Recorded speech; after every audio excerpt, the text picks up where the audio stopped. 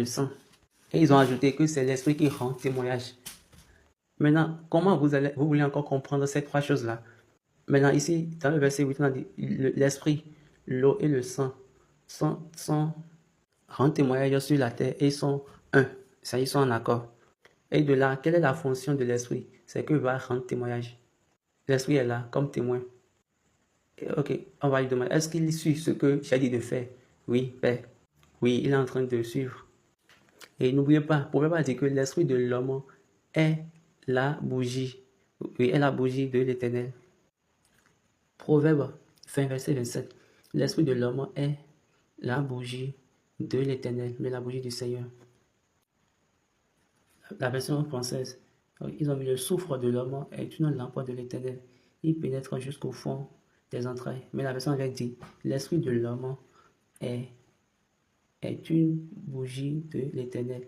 Il pénètre jusqu'aux parties internes des entrailles. Donc cet esprit-là qui est en toi, c'est une bougie. Il est là pourquoi? Pour être témoin. Okay? Il va dire qu'il y a quelque chose ici. Il va te dire. Donc ça dit quoi? Il pénètre les parties internes du ventre. Ou bien vous avez oublié ce que tu as dit aux enfants d'Israël dans le livre de Deutéronome. Vous observerez et vous mettrez en pratique tous les commandements que je vous prescris aujourd'hui, afin que vous vivrez, que vous multipliez et que vous entrez en possession du pays que l'Éternel a juré de donner à vos pères. Souviens-toi de tout le chemin que l'Éternel ton Dieu t'a fait pendant ces 40 années dans le désert, afin de l'humilier et d'éprouver pour savoir quelles étaient les dispositions de ton cœur et si tu garderais ou non ces commandements.